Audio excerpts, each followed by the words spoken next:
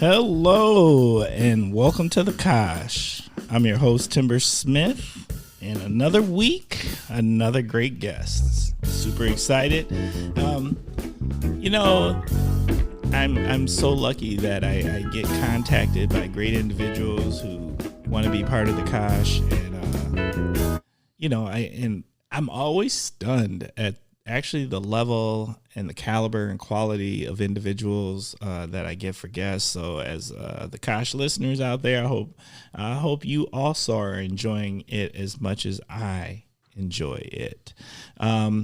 As always, I like to tell you, thank you so much for taking time to listen to the Kosh, and do not ever hesitate to reach out and let us know. And if you're listening to the Kosh and you're thinking, I totally need to be on the Kosh because I've got things to say, then please reach out and let me know, and we can make that happen.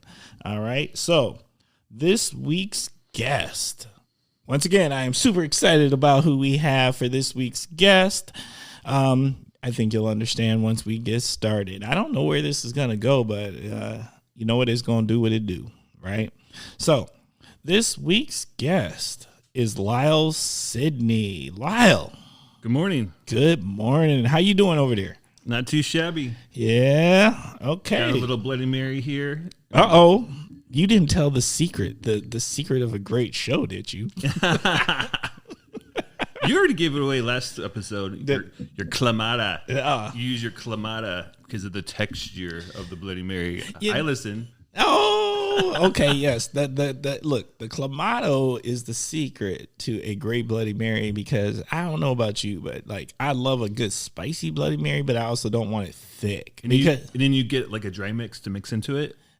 Nope. Or do you your own spices? Nope. I use a premix. There's several premixes out there that are pretty decent. And then sometimes I could go old school, like the good old tomato juice can, like some A1 steak sauce, seasoning salt, like we get down. Yeah, I tried different Bloody Mary mixes, premixes, and a lot of time I find myself adding or diluting a little bit. So I'm like, that's a little spicy, mellow it out, or, add a little bit extra garlic in it, or a little bit extra pepper sometimes, or something like that, just to play with the flavor. It's not my favorite, but this stuff I got is actually from Milwaukee.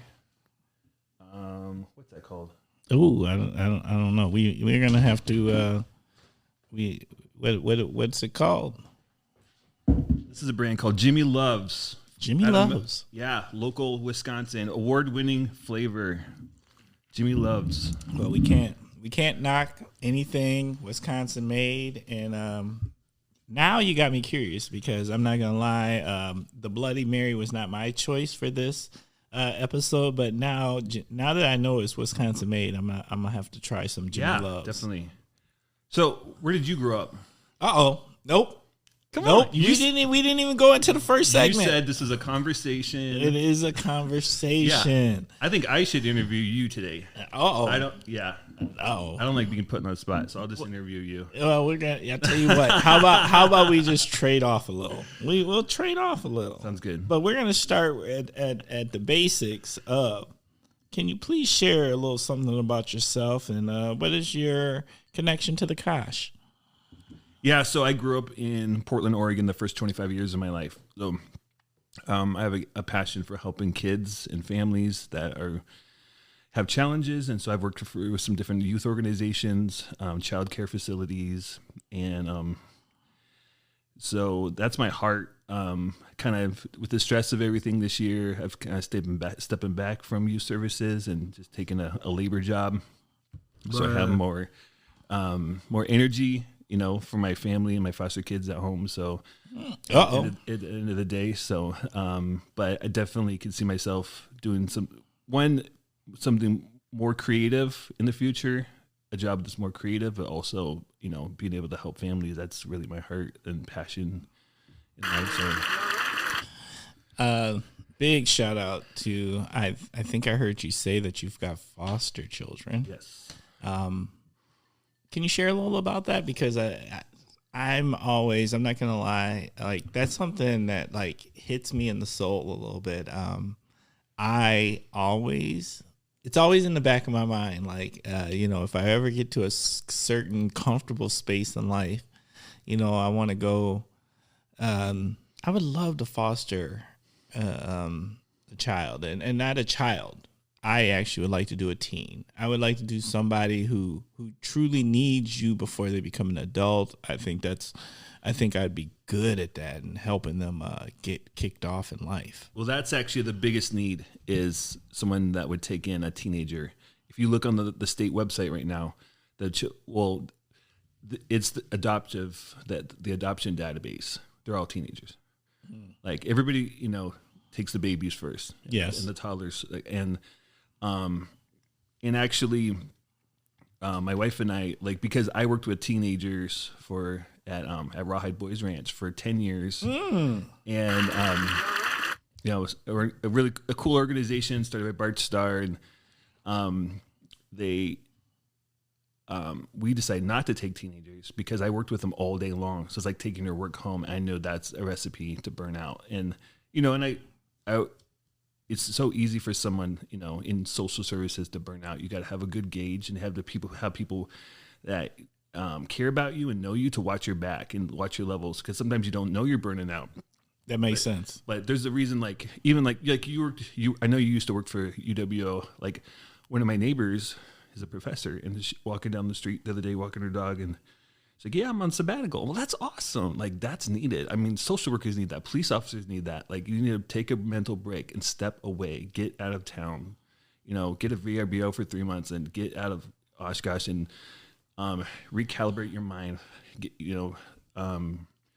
fill yourself up with things that are important, and regenerate and get inspired and then come back strong, into the community. But there's no money for that, or people don't build that into their structure of their, social organization. Like, I can't say a lot, but, we've had a foster child that for 6 years that has had six different social workers.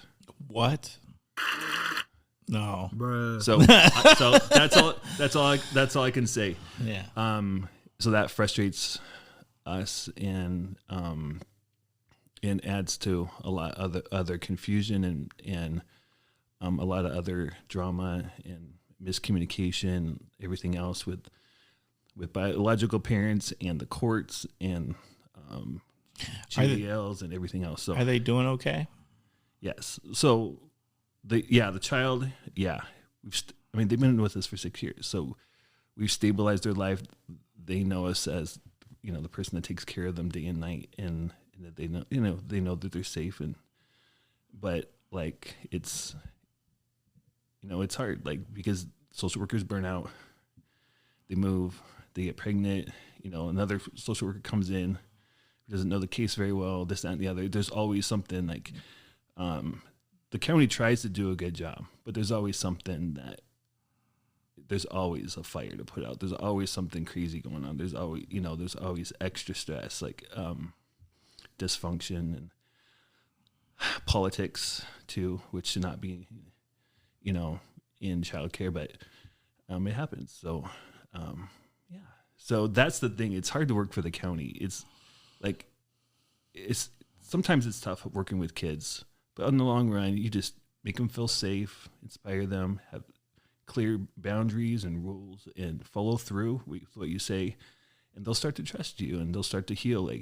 But it's the county and the state government agencies trying to do social care is very challenging. So there's a lot of private organizations like RIDE and other organizations, Lutheran Social Services, that step in, and they actually have a higher success rate. NGOs, non-government organizations, have a higher success rate. Across the nation. That would make sense to me, because I just don't think government is meant to do that job. I'm a firm believer, and I don't think a lot of people, there's those people that just think government's supposed to do the absolute minimum that it can. But no, absolutely not. Look, you pay taxes so the government can help make us better societally and fill in the gaps that we cannot fill in, because no business can fill it in. You can't fill it in personally. But there's needs. But when it comes to children, I just don't think I don't think they're made for it. Bruh. I just don't think government is made to truly, because children need love and nurturing and guidance, and government does not do well in those categories. Right. Yeah. So I didn't mean to get on this subject so fast, but it is what it is. But here's the thing, to not burn out, you need to know, your stress levels. You need to know your cues, your red flags.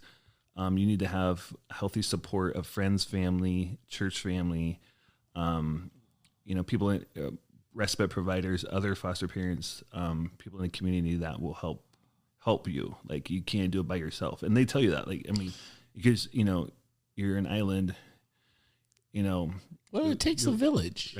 Right. And it's all, it's all science too. Like, there's not to get too nerdy, but there's a psychologist named Dr. Bruce Perry. He was the main psychologist that studied the effects of trauma on children's brains in the horrible things that have happened in our country over the last 20, 30 years, like 9/11 and the Oklahoma City bombings. There was kids there. There was a daycare there at the government buildings that got bombed, and the kids at 9/11, and they saw all the horrific things. And what does that do to a kid's brain? Well, it messes you up. It will repattern your brain. And they want to, and so they're studying what it does and then how to treat a child's brain that has been affected by all this trauma, either seen, felt, went through that. But Dr. Bruce Perry also did a study worldwide for a lot of years, and he just studied the development of kids on every level, mentally, emotionally, physically, spiritually. And number one, that it seems so basic. I mean, most of us know this, but number one, kids that are the healthiest on every level have they grew up with multiple healthy adults around them. So the way the world works, the way things are supposed to be, the way my worldview is, the way the world was created is family. And so a child grows up with grandparents around, aunts and uncles around, and those people are safe, and they challenge that kid. They inspire that kid, make him feel safe. They love that kid. But because of dysfunction, because of our selfishness, because of families living on other sides of the country, they don't have the grandparents, in their lives, or the aunts and uncles, to create a healthier, experience for that child. And so, but that can be fixed by bringing the community around you, friends that you trust, people in the community that, but you always need to just always double check the kid's safety also, even with people that you trust. Just always make sure everyone's accountable, because there's people, there's all kinds of crazy stuff in the world, and you never, so that's a big subject. It's a heavy subject for a Saturday morning, but it's good to think that through and be reminded of that. When we have an opportunity to speak into the life of the neighbor kid down the street, why is he always on my lawn? Why is he always doing that? He's always loud out there. Well, go spend some time with him, get to know him, go, take care of the mom, offer to babysit him, be the change you want to see, in the world. Well, just be a supporting adult. Right. I grew up, and said, I'm going to go back and answer your question. I grew up in Milwaukee. I felt like maybe that was the truth, though, Well, hey, look, I'm 100%. Shout out to the mill. Shout out to all those from the mill and all those who think they from the mill. Because there's a thing that I have. There's a lot of people that say they're from Milwaukee, but they be from Cudahy. You ain't from Milwaukee. Quit saying that. But nonetheless, I live in their mansion in Brookfield. Yeah, right. Yeah, well, I ain't mad at Brookfield folks, but I am serious about Milwaukee folks. You know what I'm saying? So, it is one of those things, where that is where I am from.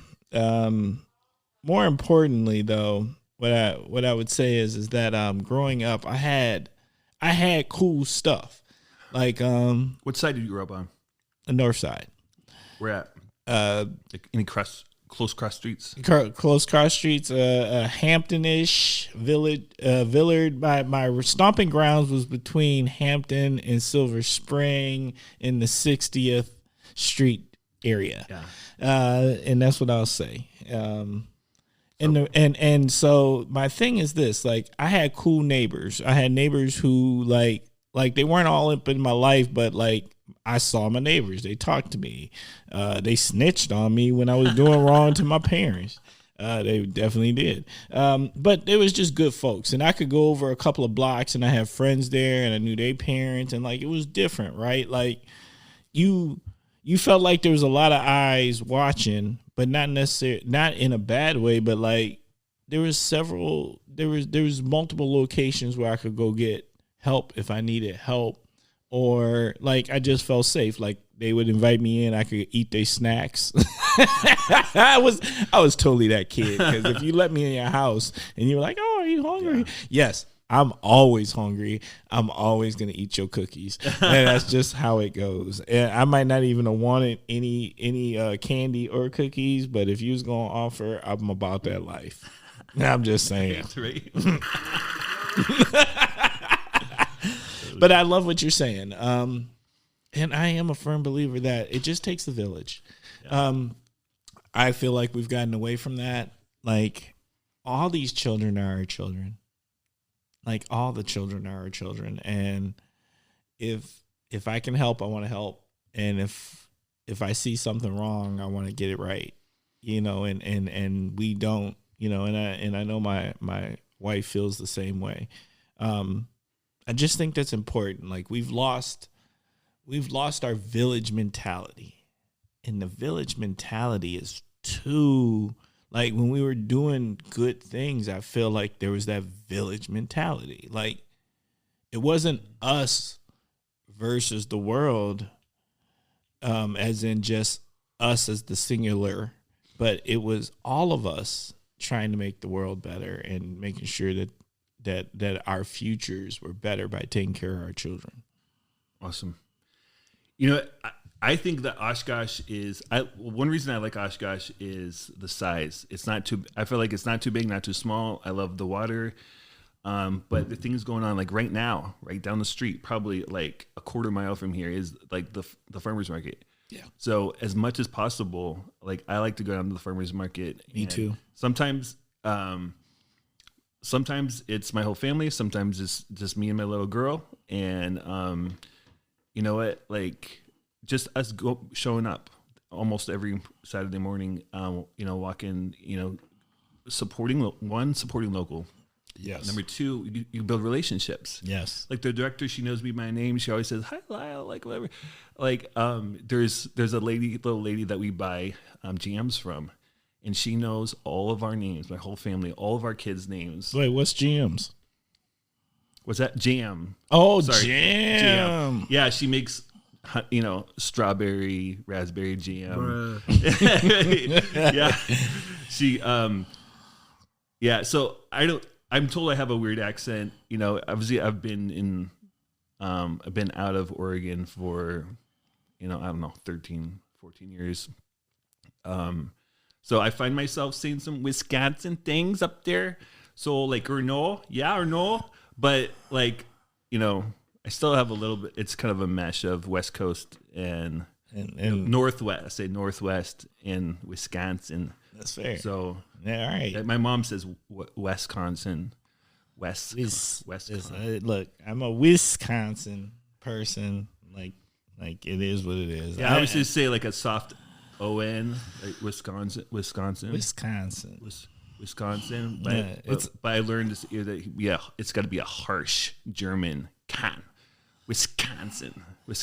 Well, hey, look, look. We are as the state goes. I think we are heavily German influenced. So yeah, there's some heavy.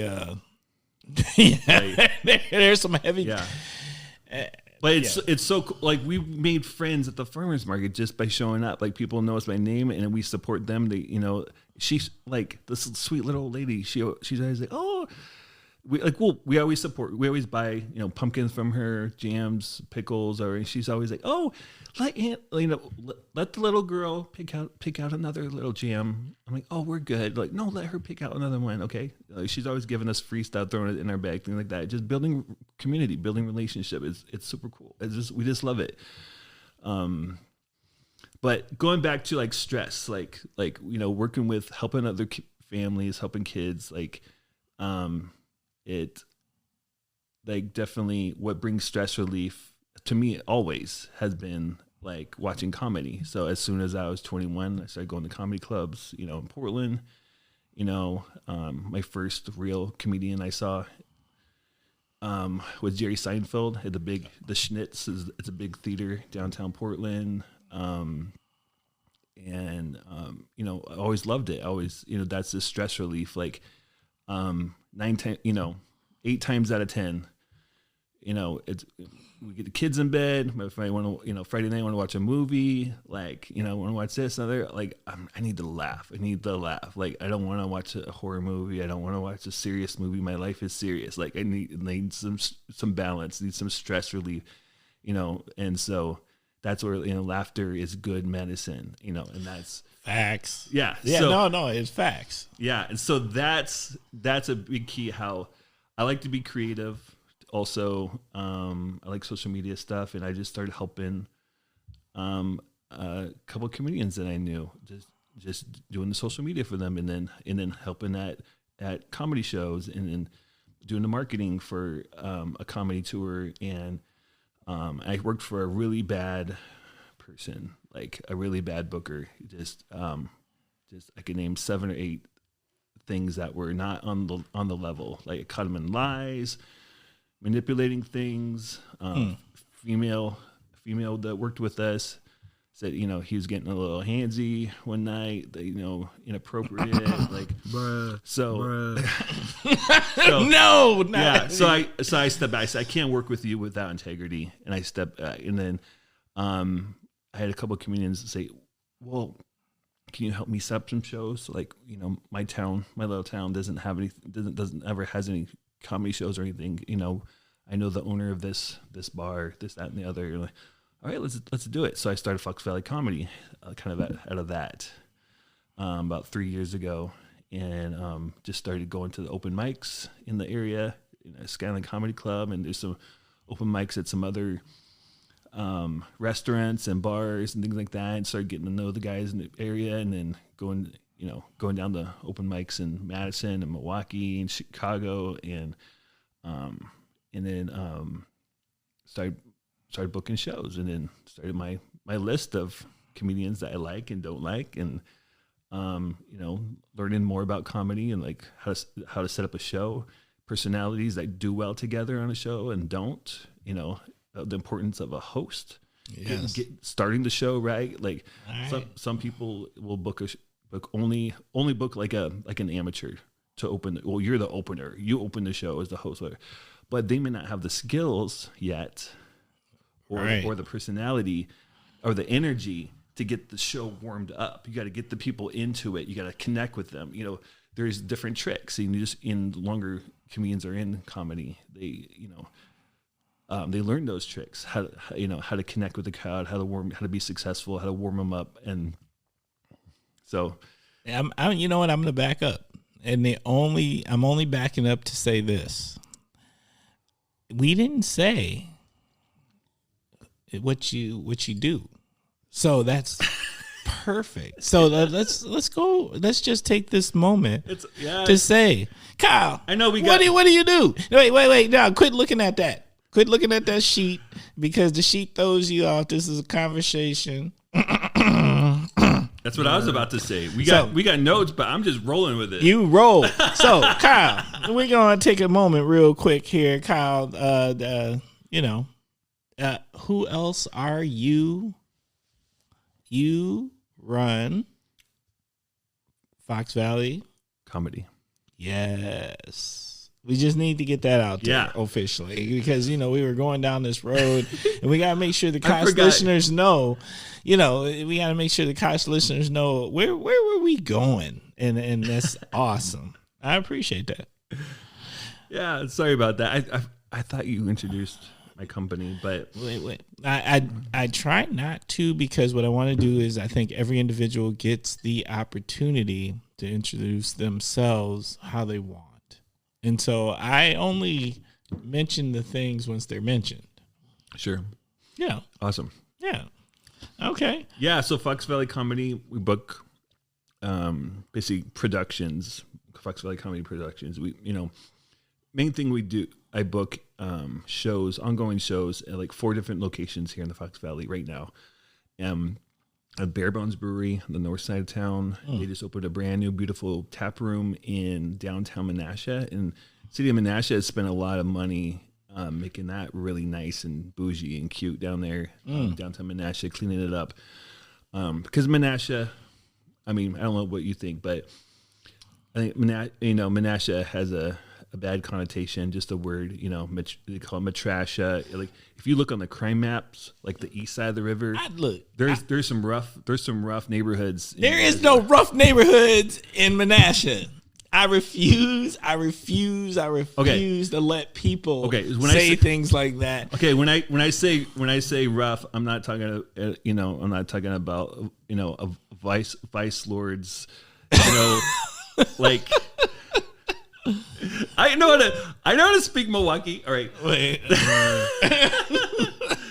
I'm not talking. So I used to take, when I was a rawhide, I used to take boys home on home visits in northside Milwaukee, and I was the only white person for miles. Like, and I felt like, and we're going to these neighborhoods, and there's all these older guys just sitting on their porches staring at us as we're driving into their neighborhood. Where they want to know who the hell you are. Yeah, well, there's a reason like the gangs buy rent and buy all the houses like in a cul-de-sac. If somebody comes in there, you just block. They don't leave unless you want them to leave. Like it's so the gang control down there, is concerning and scary. But like we don't have as much of that, but we have everything. We have everything else like. Sex trafficking. You look on the crime rap, Menasha, it's all drugs, theft, battery, and they all go together. The battery and the theft is because of the drugs, or makes things worse because of people that are tripped out on the drugs and everything like that. And it's all connected. Like, so people talk bad about, I feel like people, not being a native here, I feel like people talk bad about Matrasha and Stinky Kakana. Well, they definitely do. I just always think like for the area, that's just one of those things. Like it ain't even that serious. Like really, is there that big of a difference between Nina and Menasha, or is that just one of those things where people need someone to look down upon and therefore? Right? Because you don't know where it stops or ends. It all blends together. You drive through it, and it's all the same to me. Well, honestly, I think it's somebody said the word spotty. I think Oshkosh is that way too. Like we have a couple really nice, like historical streets. People keep up their houses, and then a couple, next street over. I'll tell you about me coming to Oshkosh. The first apartment I toured, it was right over here on CP. We walk in, and it's upstairs of an old house, and it was like I don't know what you call that. It was like a fun house. Like the floor was so crooked, leaning. Like we walked in and we felt this weird vibes, and I don't know. So,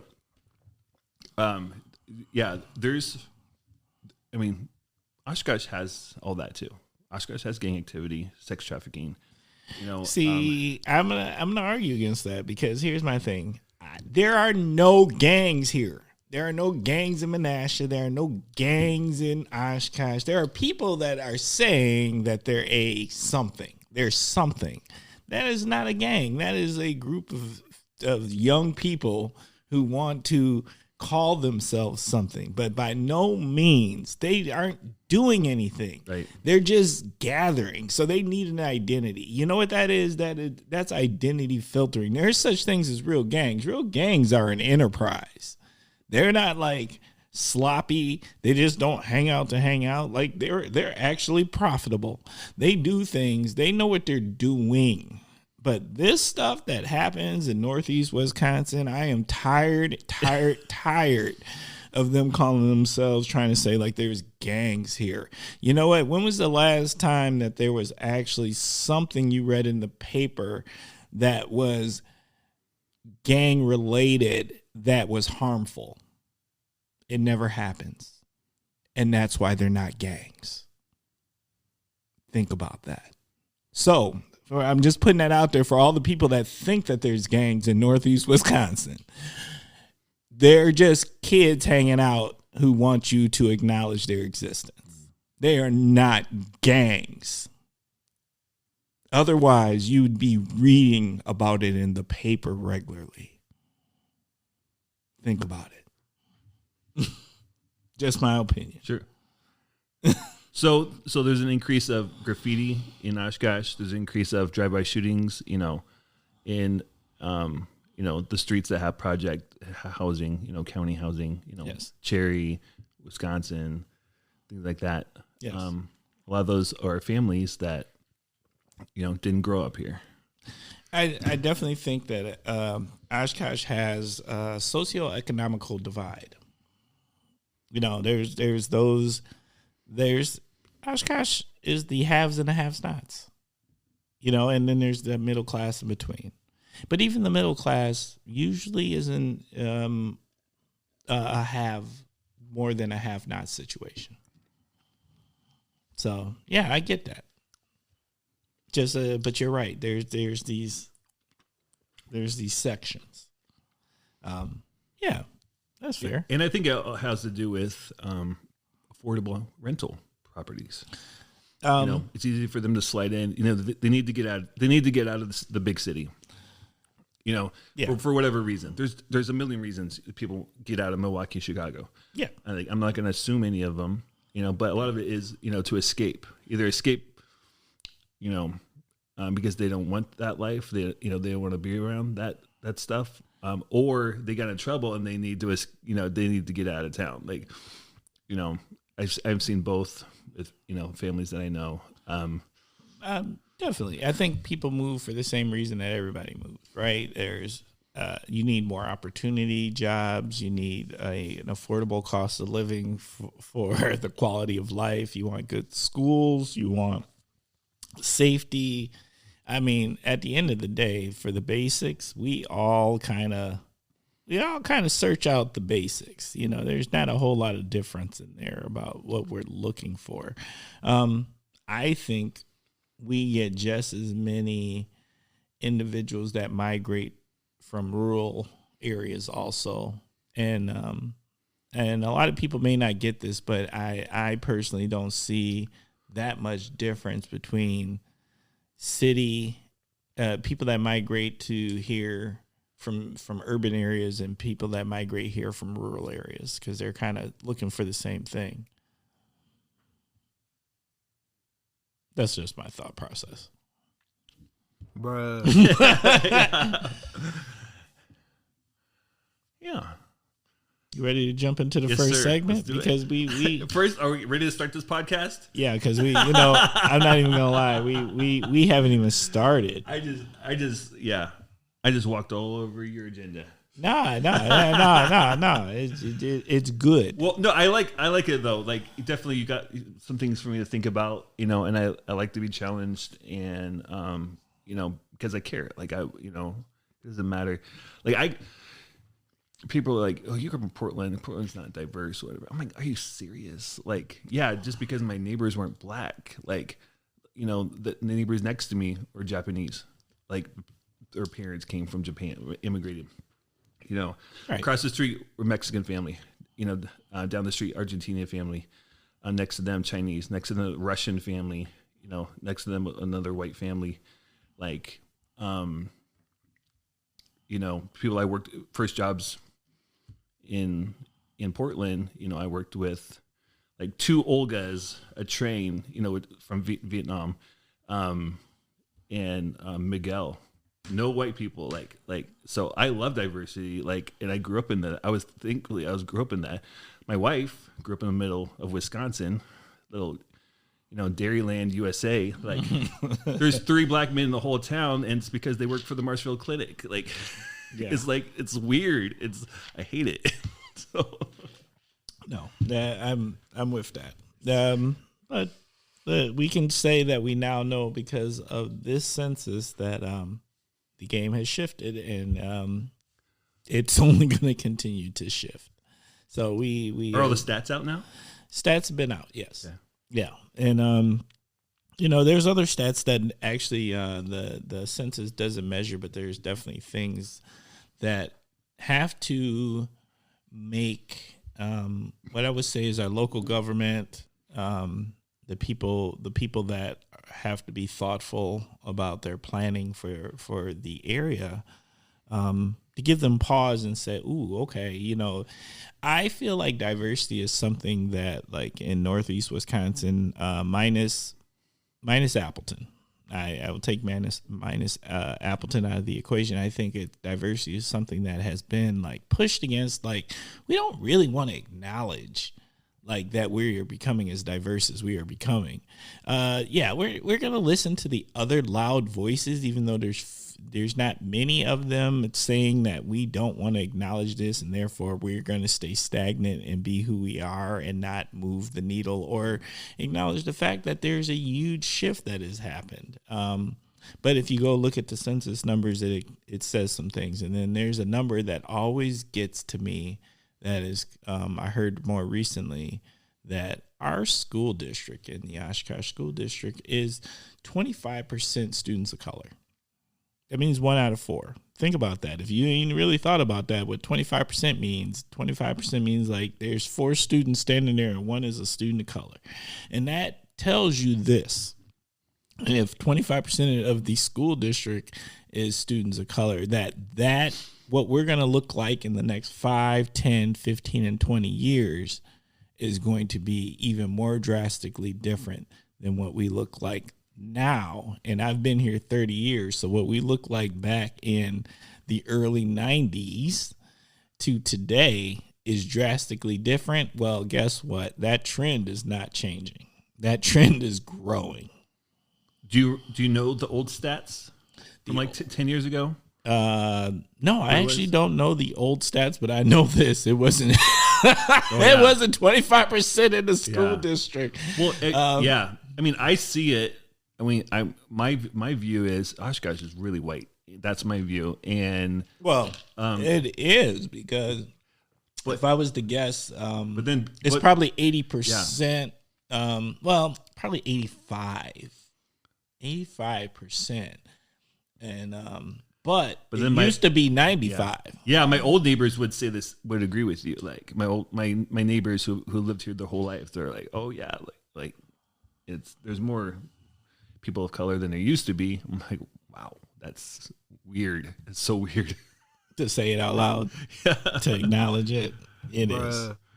All right. So what do you know about? There's a thing I've been seeing. I'm trying to find it. A couple of people I know have been campaigning against gerrymandering. Are you familiar with that? Yeah, absolutely. Is that something you were referring to as far as the government needs to change? No. Gerrymandering is a whole nother ball of wax. And when I look at gerrymandering, I don't think of it from a very local government level, because I don't know how you gerrymander, to me, in my mind, something that is very homogenous. Right? But I think about it from more of a state level. Like, how are they gerrymandering our votes in that case? And it's happening. And this year, because of the census, this is the year where they're redistricting, and looking at those numbers. And who's making those decisions? Well, I don't. Here's what I can't Probably speak on. A Senate committee. No. I can't speak on it from Oshkosh because I don't know. But I can tell you what I'm experiencing in my current position in Appleton is there's people within the local government who actually look at the different districts, but they do it differently. They have alder people who are over districts, and therefore they look at the districts and the people, and they shift and move things accordingly, right? And that's I don't want to act like I know, but that's what I know. Sure. But as far as Wisconsin goes as the bigger state, that is really the bigger question: is how do they redistrict? Because it's always that push pull of let's try to shove as many people as possible in this so that their influence does not leak out aside of these lines, or to give this other population greater influence. So we're going to spread them and shrink one so that these votes that might be in this area, and then we will spread the influence of these other votes and give it greater influence. So I do think some of that is definitely being looked at. I just don't know at the local level for Oshkosh how it's getting done. So you know what? I would like to invite anyone from the city of Oshkosh who has anything to do with that. If you'd like to come on the Kosh and help share and teach us, what are we doing in Oshkosh for our redistricting? I would love to have that conversation, and I'm sure there's others who would love to hear the conversation. Yeah, that was my understanding, that it's on more of a state level, and to redistrict. And the people I know that are involved with campaigning to make that change are in Green Bay and in Madison, but I think we're working with state officials. Yes. All right. So I don't even know, man. I feel like, do we cover any of the things? Do we go through any of the segments, or do we just keep having the conversation? Because the conversation is good. This could just be something that's very different for the Kosh. Sure. Kyle, you just do Kyle. Because I'm not gonna lie, you've covered really good stuff. It's interesting, but I think people might want to know a few things. Sure. All right, so here we're gonna get on track for a quick second here. First segment, what in the world is going on with, is where you have the opportunity to tell us what's going on, what in the world is going on with. You start with the phrase, you end with what's on your mind. What in the world is going on with? What in the world is going on with October? I love October. I love the fall leaves, Halloween. My birthday's tomorrow. Yeah. So I turn 40 something tomorrow. Yeah. Oh, hey, happy birthday, man. Thanks. That's awesome. Yeah. We will accept all gifts for Kyle at the Kosh. No, I'm just kidding. Yeah, I just love this time of year. Before 2 days ago, I love the weather. It's slightly cool in the mornings, and it gets like 65, 70 during the day. It's like, to me, that's perfect. I love it. So now the last couple of days it's pretty chilly. It's been getting like 20s and 30s at night, but even today it's cool outside, but the sun's out. And so after this I'm going to the farmer's market. It's like, I love this time of year. That's where we buy our pumpkins and anything like that. We just made some squash soup the other day. It was awesome. I'm with you on the farmer's market. My biggest disappointment, I quit going to the farmer's market when my favorite place, Mexican food truck, disappeared. And so therefore, but I used to go every morning to go get this burrito, because this burrito was it could walk on water as far as I'm concerned. That was a bad burrito. And all of a sudden they just quit showing up. Oh no. Yeah. Is it the one in front of New Moon? Yes. That's the one. That is the one. I noticed they were there a couple times this summer, and then a few times they weren't there. Well, they didn't show up on rainy days, which I respected. But for the most part, they were there most of the time. But it started probably about 6 weeks ago. They just quit showing up. And I was like, that was what I looked forward to. I looked forward to all week showing up Saturday morning at the farmer's market to go get this burrito. Yeah, they always had like a minimum of like a dozen people in line, 12, 15 people in line at all times. That's like a lot of times I didn't go there just because I didn't want to wait in line. But there's another really good food truck, taco truck, Los Tres Manatios, that it's usually parked on the side, Church Street. Yes. Yeah, I love everything their tamales, their tacos, their nachos, everything.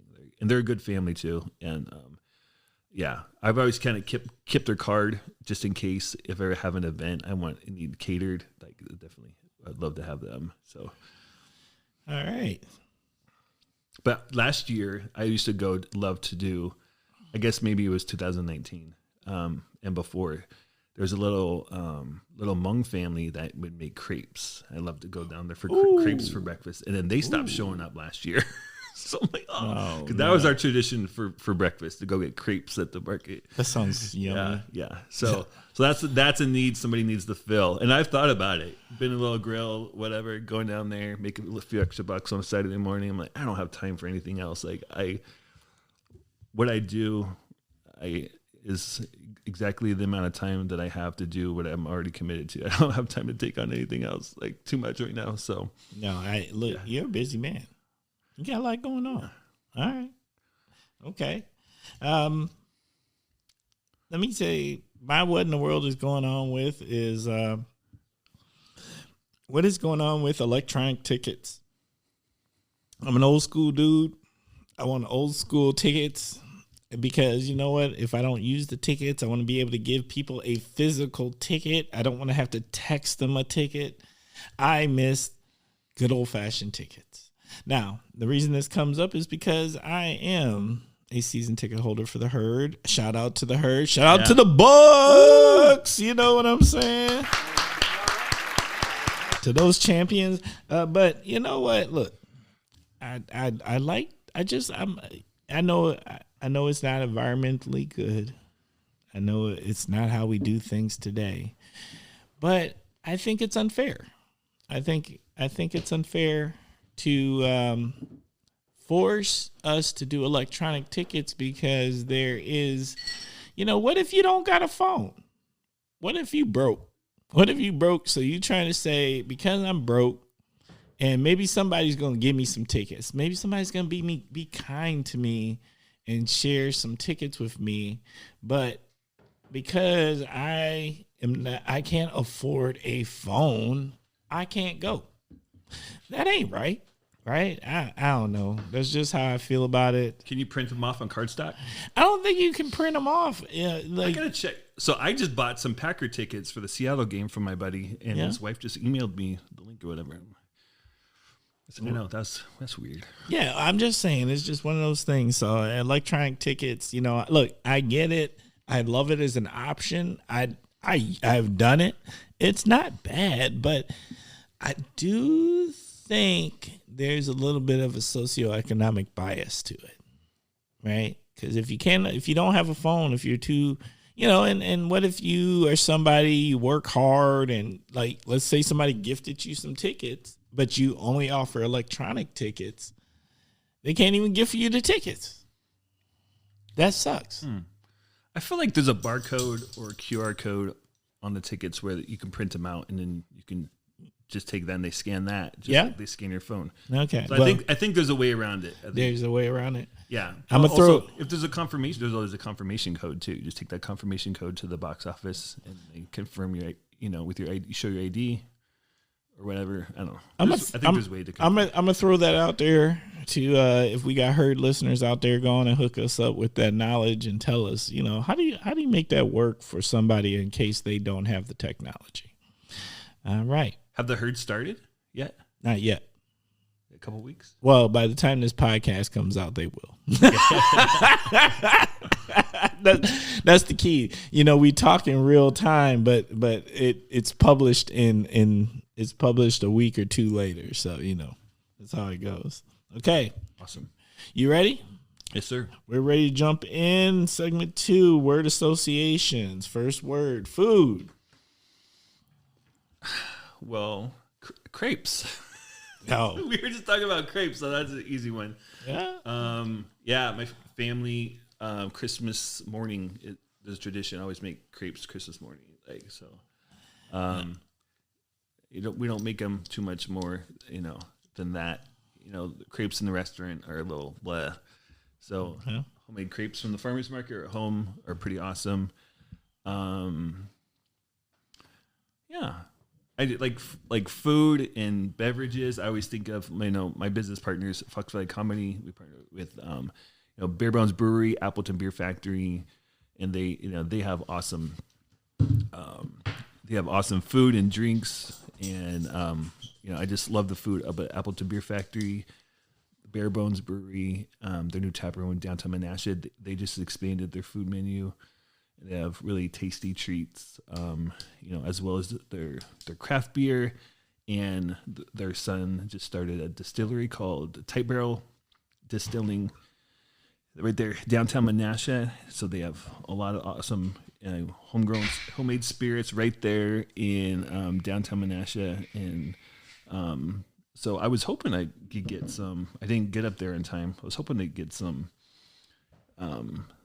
Tight Barrel vodka for Bloody Mary this morning, but I didn't make it up there. And then I usually don't I think it's a good thing. I usually don't buy liquor on Saturday mornings. so on my way here I went to Pick and Save, and I was there at like 7:45, right? And they're like, you can't buy liquor till 8 a.m. I'm like, oh, so I just waited there for 15 minutes and texted you, can I be 10 minutes late? Fair enough. Cocktail or beer? I think I love both. And also it just kind of depends on the situation, the environment, and the time of year. Like right now, I love to drink. Again, I have business associations with breweries, so I love taste testing all the Oktoberfest right now, like September, October, at all the local breweries. Fifth Ward, Bare Bones, Barrel 41, Lion's Tail, Appleton Beer Factory. I like to try all the local craft Oktoberfests. And Fox River. I think Fox River is my favorite this year. Last year, Appleton Beer Factory's Oktoberfest was my favorite. This year, because they'll vary. Yeah, I know that's real snobby to say. No, that's just being a beer connoisseur. Yeah. So yeah, but I definitely love cocktails. And what's funny is when I met my wife, who is from Wisconsin, I'm from Portland. Like I never drank beer, never. And the first real, I think when I was a kid, someone's house, I tried a little bit, like blah, like so never had a taste for it.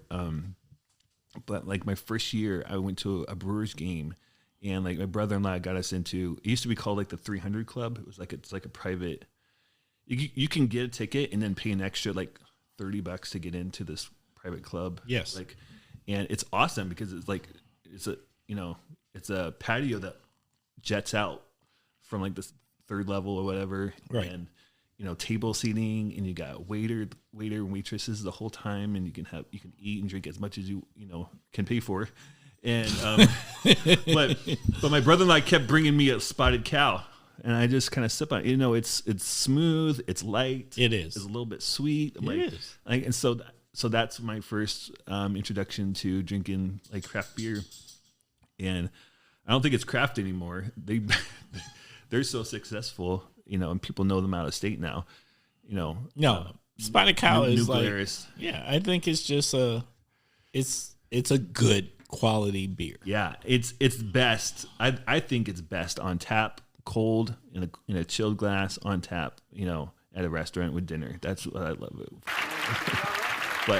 but definitely I drink my thicker stuff, and I actually like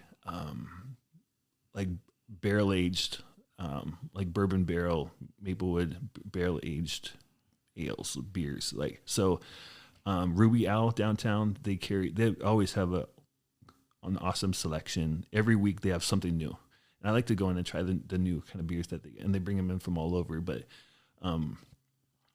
mostly all over Wisconsin, some out of state, but so they do a good job having a good selection of local Fox Valley beers, Wisconsin beers, and then a few out of the region. But yeah, my favorite bartender down there, Will, he just took the new food manager position at the brand new bougie Gibson Social Club. Have you seen that? I've heard. Yeah. And so I'm waiting for an invite. Gibson Social Club, you need to go on and invite us there. Well, you know what? You should ask Will to be on your podcast and then just do the podcast there. Okay. Yeah. Look. Yeah. We travel. We're not about that. It's right down the street. I know it's right down the street. Look, it's really, I've been there. It's really interesting. I was there before it was Gibson's. Yeah. Let's just say, it's the been Crescent Moon. Yeah, when there's been other things, I have been there. Yeah, they gutted that place and then rebuilt it. It's pretty really awesome. Just the vibe of it, the feel of it. You walk in, awesome. It's fun. Like, they mainly built it. I think mainly designed a bigger space with the type of seating that they have for bigger wedding receptions and business Christmas parties, corporate events, things like that.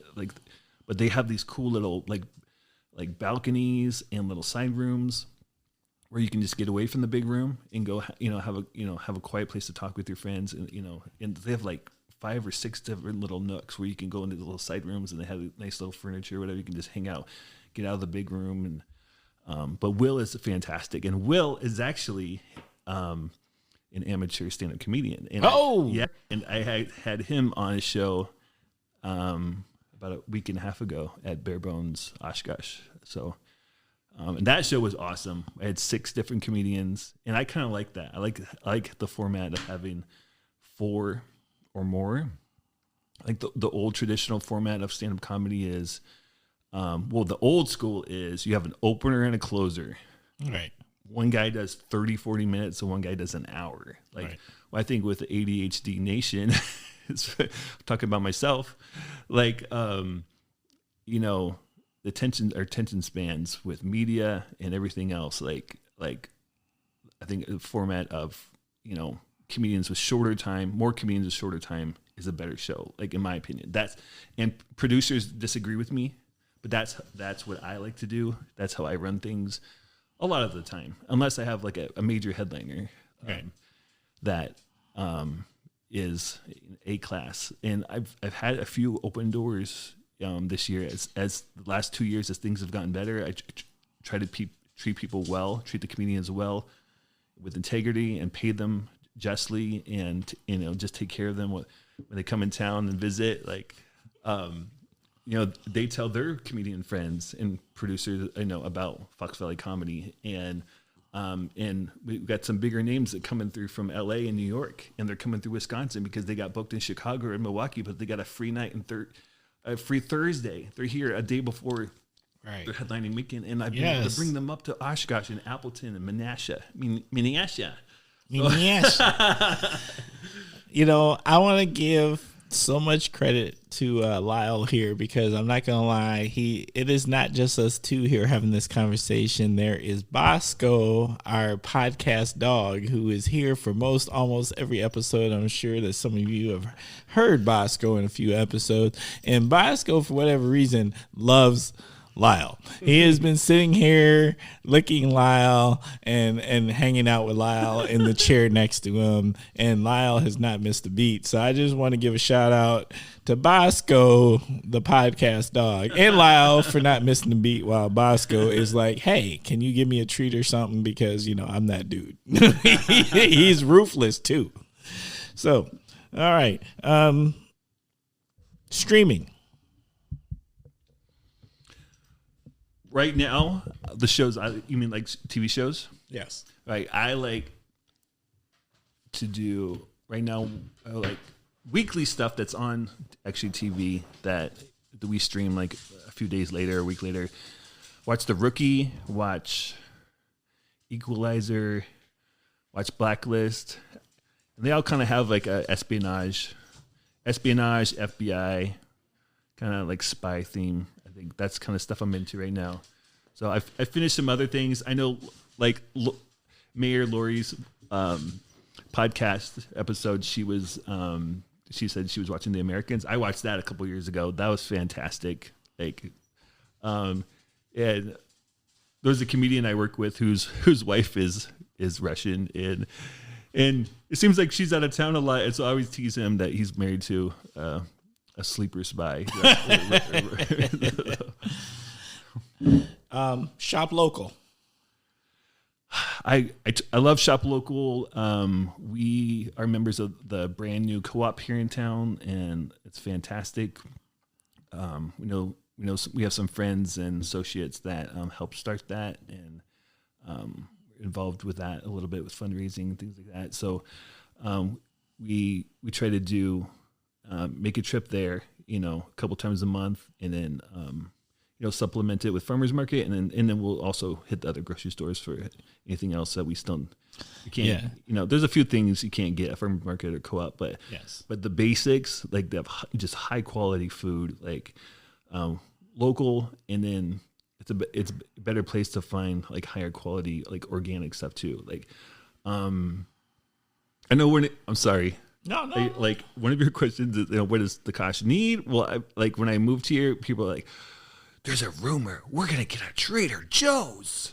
Like, it's, that never happened. Like, so like growing up in, tree hugging Pacific Northwest, definitely a lot more, availability to, or, Whole Foods, Trader Joe's. Did you say tree hugging? Yeah.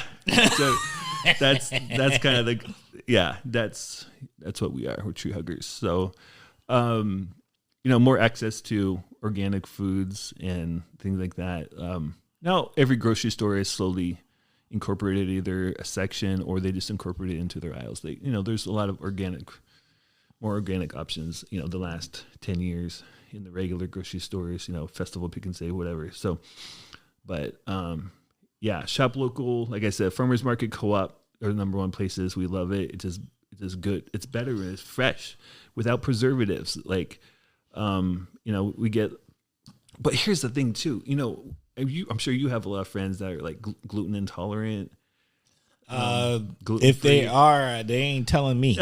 That's what I'm gonna say. Yeah. Look, for all my gluten intolerant friends, you need to go on and tell me, because if you eating at the Smith household, we don't know nothing about that gluten-free life. Yeah. I'm old school. Right. It just seems like all of a sudden the last few years, like people are gluten intolerant, and there's reasons for that, and the way they make food, genetically modify food and things like that, whatever. So I don't want to get into that. But my friend's wife is gluten intolerant. She can't have freaking bread, nothing. Like, I've met people like that. Well, I can't imagine that. That's all I live on is bread. So, you must be related to my wife, because she's the bread queen.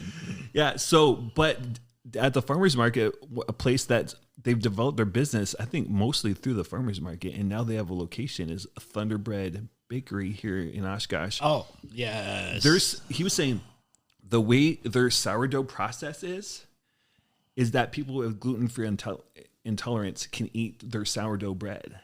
And like her friends were like, his wife was so happy she cried. Like, for the first time in like 15 years, she could have cinnamon rolls because they're made out of sourdough bread. Or whatever. What I will say is that shout out to Nicole out there, because, like, girl, I know you listening.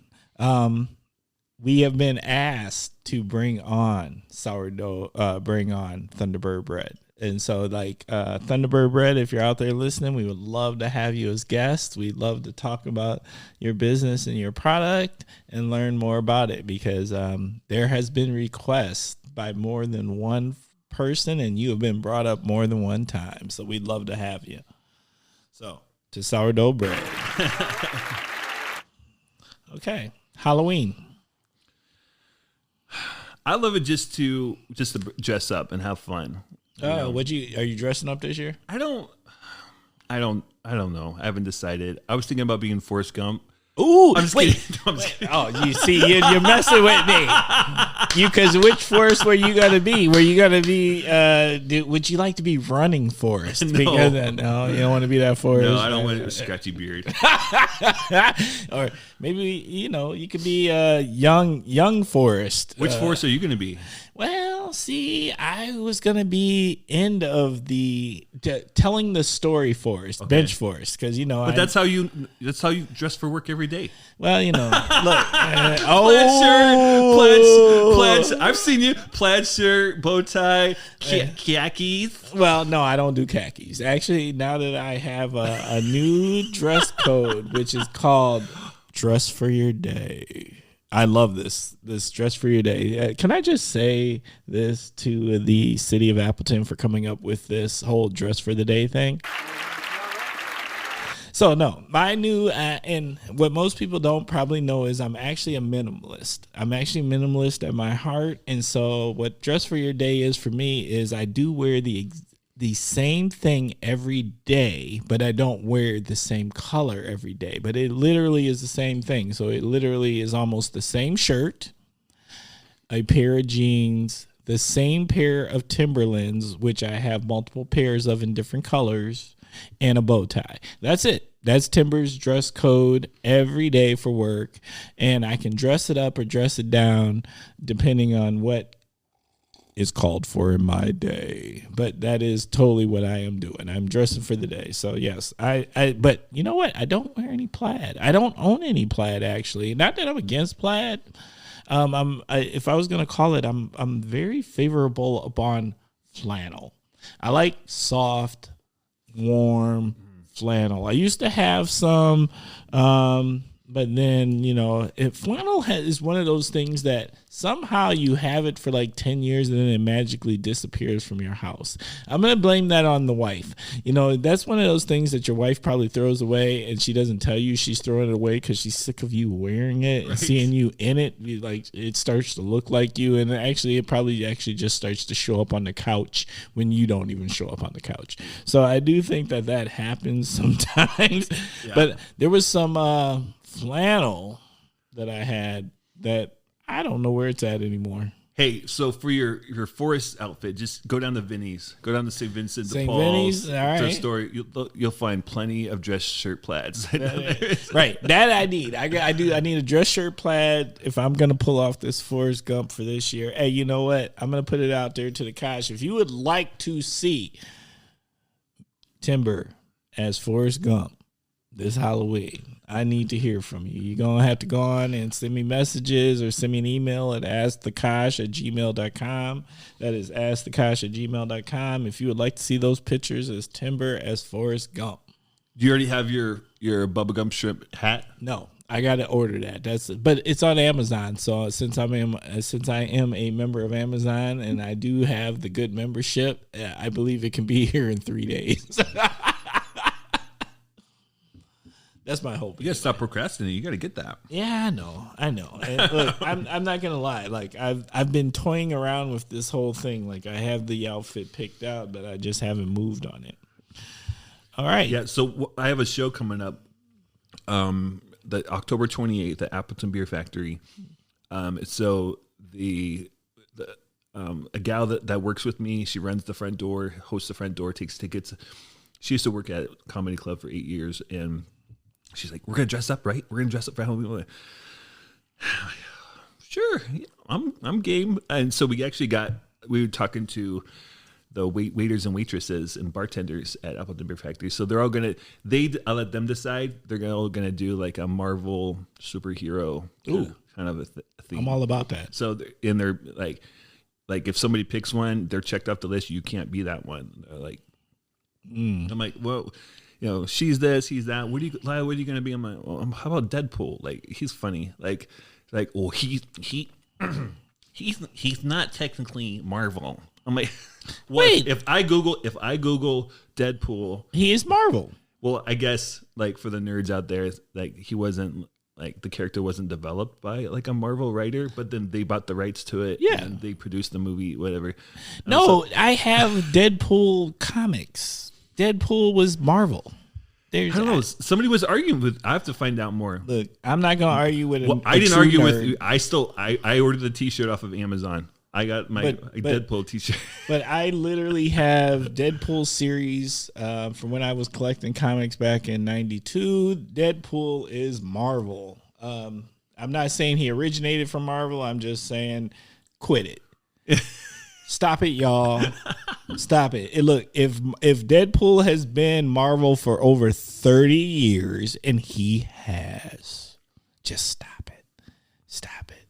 There's always those people out there that want to, they want to poke the hole in it. Look, I get that your geekdom is great, and maybe my geekdom does not compare.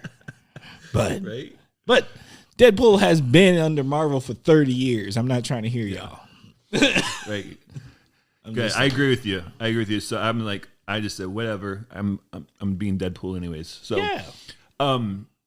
So it's actually a really exciting show. I have I call it Chicago Comedy Invasion because I'm bringing up 3 really hot, as in like all like shining bright, like rising stars of comedy out of the Chicago scene. That's awesome. These 3 comedians are they're regulars at the Laugh Factory, Comics You Should Know, House of Blues.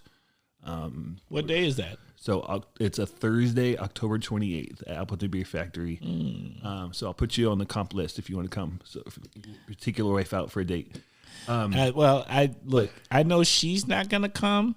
That don't mean I'm not gonna come. Sure. So look, baby, I know I would take you, but there's this whole thing called work. Right. So I know we have some mutual friends that plan on coming to that. So okay, cool. I want to come. Yeah, it just so happened to be 3 females, which are very hard to find in comedy. Yeah, like it's 200 to 1 males versus female comedians. Like, I'm excited now. So I'm always trying to, I meet somebody who is hilarious. I'm always trying to, hey, you should come to open mic. Try your jokes out. Yes. Promote female comedians because there's not a ton of them. And so, but a show is better, in my opinion. A show is better if you have, with a female comedian. The crowds love it. Like, they're tired of sausage fest, like all white, white male comedians. Like, people are tired of that. Like, I know I'm tired of that. So I try not to do that very often. Like, but I have a million white male comedians that are hilarious that I love. But, so I always try to create, have diversity. Sometimes the show's not diverse, but more so if you look at our shows this year. Yeah. I mean, our last show, was it hot? Female Hispanic gal. Pratik, he's Indian, as is from India. Who else was on that show? Yeah, Kristen. Yeah, she's pasty white. You didn't just call her pasty. Why she gotta be pasty? I can't even touch that one. Yeah, so I'll do it. Yeah, I'll touch that it. That is hilarious. But so try to find create more diverse shows. And I love that. I appreciate that. But it's you got to work at it. Because it's not. I mean, we're in Central. We're in. We're where we live. We're in Northeast Wisconsin. Yeah. We know where we're at. Yeah, and yeah. Okay. Yeah. Other show I want to tell you about. Okay. In November, the 12th, again down the street here, Main Street, Oshkosh, Time Community Theater. Ooh. Do you know who the most famous Oshkosh native is? No. Who's had the most success in comedy? In entertainment? Hornswoggle? Yeah. we have a show called An Evening with Hornswoggle. So Dylan Postel, he actually has done this show in other states. Okay. where he's fun. He's got jokes, but more so he has hilarious stories of his 10 years in Hollywood with WWE, making movies. Right. No, I would actually think he's probably he's hilarious. Yeah. And so there's a comedian I work with named Mike Stricker out of Chicago who has opened for him for those shows, like some of those shows like down in Indiana and Illinois. Yeah. And so we're bringing him back up for that. And I got a couple other comedians too. So it's a full, like 4 comedians or 3 comedians are going to open for him. When's that happening? November 12th. It's Friday, November 12th. Tickets are on sale right now at foxvalleycomedy.com. And we've already sold like 70 tickets, which is pretty good. 2 months away. Well, now we're only like a few weeks away. Okay, now we're gonna say this later on in the show, but I need people to understand how because people are gonna listen. They're gonna be like, hey, I would like to see that, and then we need to hook them up. Yeah, no problem. Yeah, we got to talk about this. All right. Yes. Well, you know what? We kind of covered Oshkosh hidden gems, but do you got anything else? Well, I don't. So for me, where I grew up, how I grew up, I appreciate funky things, vintage things. So it amazes me again down the street here. Atomic Cats. Oh yeah, Atomic Cats. I love going in there. There's always something funky, and yes. You know what? Some of those shirts haven't sold in the last 10 years.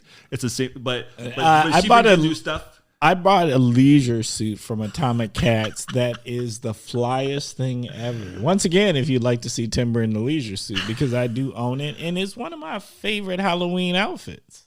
What do you mean Halloween? You don't wear that to work? Wait, here's the funny thing. Have I worn it to work? When I worked at the university, I totally wore it to work. We had a record theme one time for homecoming, and if you didn't think I busted that thing out, I busted it out, man. I hurt people's feelings because it was like, why is that so clean? I was like, Atomic Cats, man. Right. I got a couple of I guess they're leisure suit, just the tops. They look like a coat almost. They're such thick, like polyester with the like light stitching. Oh, and the flared out collar. Yeah, I love that style with the flare. Like I love the old like fabric things that were made for like fine men's clothing in the 60s and 70s. Is like so awesome. It's like higher level fabrics. It just feels better. It's Wait, like you know why? Quality. It lasts forever because it wasn't made by child slaves in China. Well, I was just gonna say because theoretically, polyester lasts forever. Like stuff never wrinkles, and it will be around in 2089. Right. Like, leisure suits that were built in 1970 will be around in 2089. They don't go nowhere. Right.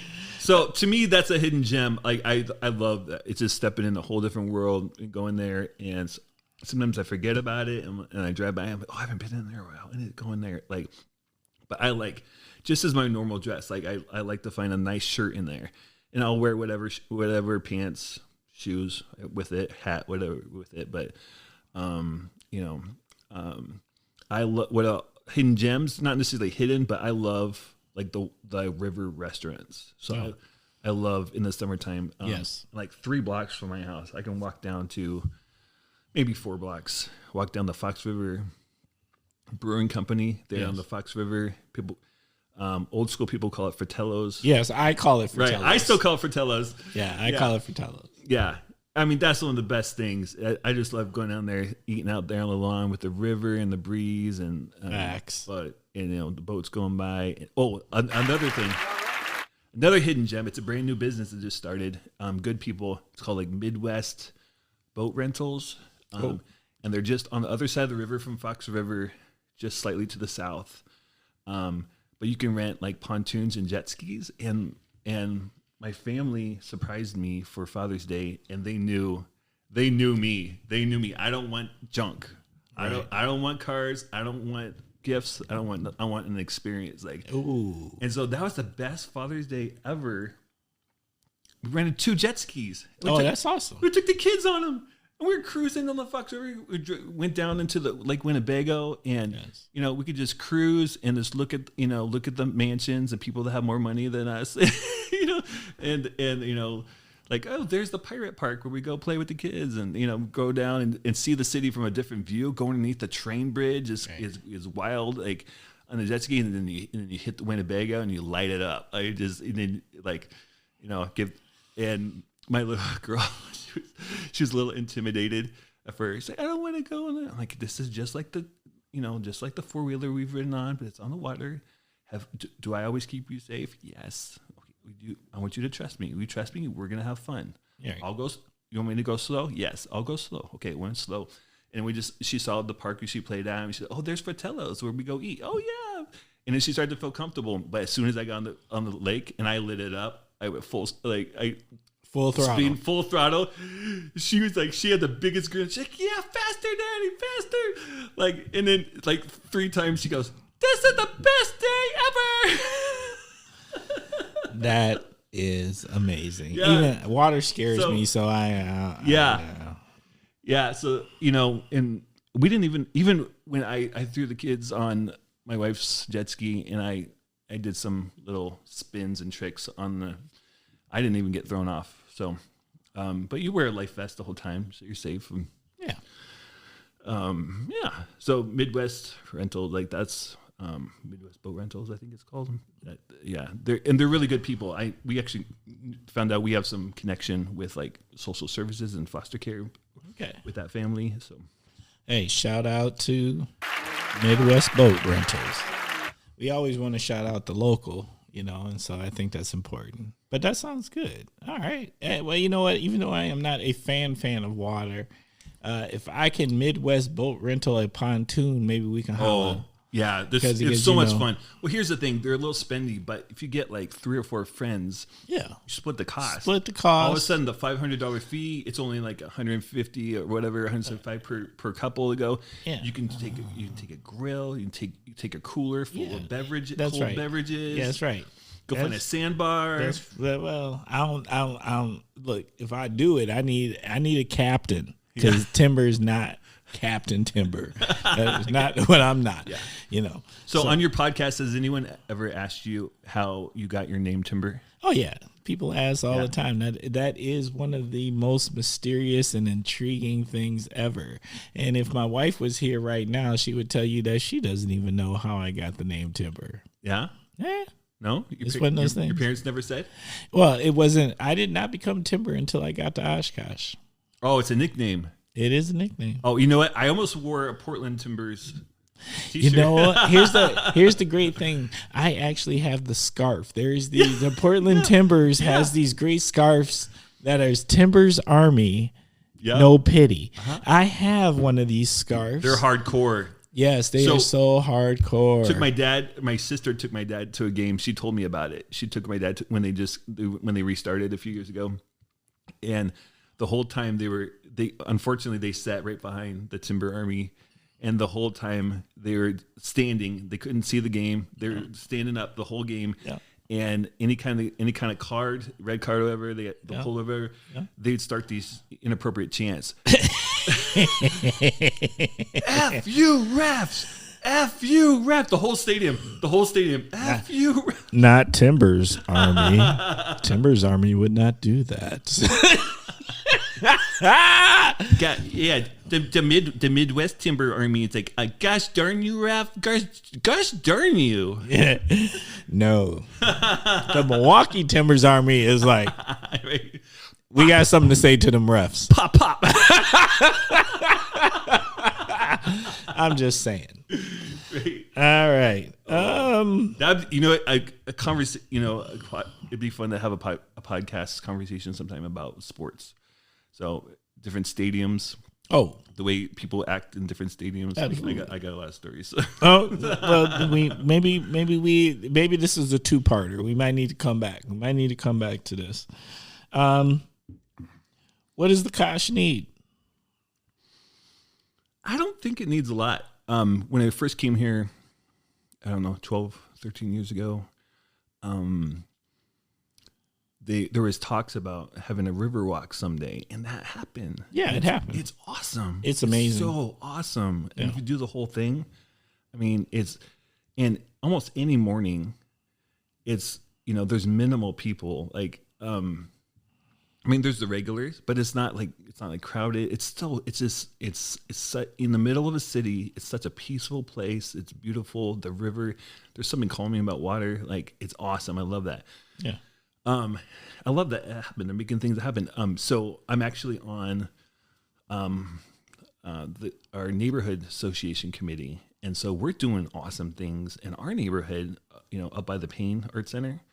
And, so, we work with the city, but we get input. We get real input, like we're the legs that like make things happen too. So that's exciting, to bring improvements to our neighborhood. And I think where you live, I think there's a neighborhood association here. Yes, there is. There's totally Stevens Park. Stevens Park, yeah. Yeah, we're Stevens Park. Yeah, no, they go hard. I love this neighborhood. I've been in here 20 years, and it's just good people doing good things, and yeah. So what the Kosh needs, I wouldn't say a lot, honestly, but I do. So you grew up in Milwaukee. Milwaukee's the same size as the city I grew up in, Portland. Okay, that sounds about right. So I like to get out of Oshkosh, every couple of months. Just go spend even a day or a weekend in Milwaukee. I just like, because that's how I grew up, in a bigger city. So I just like going downtown Milwaukee, hanging out and things like that. And and I have some friends that have the comedy club down there, and I just volunteered at the Milwaukee Comedy Festival a couple weeks ago. It's so much fun, and I love all the craft breweries right down there. So laughing. Your life is beers and laughs. Seriously, dude, Laughs. You're living the light. Laughs and loggers. Laughs and loggers. I mean, seriously, you're living the greatest life ever. I mean, you giggle and then you get to drink beer. Or if you drink beer first, you giggle more, right? Facts, bro. Yeah. So, but yeah, So I love the craft beer scene here. Overall, I felt like it's a safe city. Like, I have no problem, walking at night, in my neighborhood, at least, because I know it, and there's a lot of good people that become like family to us, and, there's a lot of things going on. So I don't think Oshkosh needs much. The things that have improved are great. I hope the arena can last, because it just, being a small city, it's hard to financially uphold such an awesome arena like that. I think we can do it. I hope. That's my fear. My fear is that it's gonna go under. I have supported it by buying both Ludacris and Nelly tickets and Herd tickets. So let me just say, I'm doing my part. Are you doing your part? Because I'm going to call that out there to the Kosh listeners. Are you doing your part to help our arena? Because you know what, Kyle, you are right. That is something special that a lot of communities our size don't necessarily have. And you know what? Do your part. Support. Right. Support. And for all y'all out there, don't front like you don't like a Nelly song. Somebody out there, y'all all have a Nelly song that you like. Go on and buy them Nelly tickets. I'll see you there.